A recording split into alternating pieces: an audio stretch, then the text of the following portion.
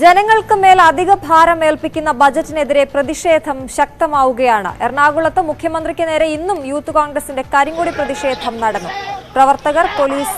പ്രവർത്തകരെ പോലീസ് ബലം പ്രയോഗിച്ച് നീക്കി.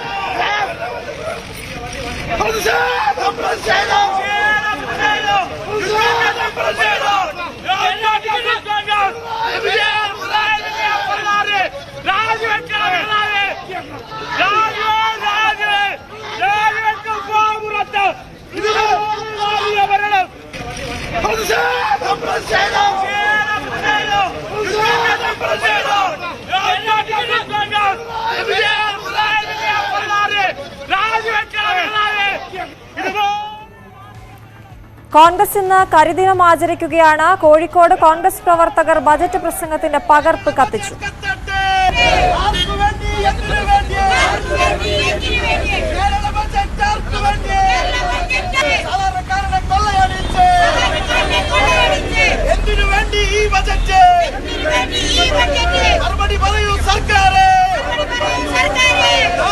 സഖാവ് പിണറായി വിജയൻ പിടിച്ചുപറിക്കാരന്റെ റോളിലാണ് ഇന്ന് കേരളത്തിൽ മുന്നോട്ട് പോകുന്നത്.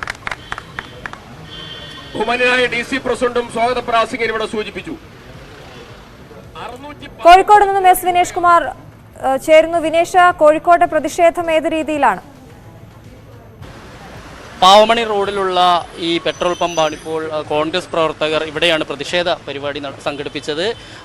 ഈ പാവമണി ഇത് സിവിൽ സപ്ലൈസിൻ്റെ നിയന്ത്രണത്തിലുള്ള പെട്രോൾ പമ്പാണ്.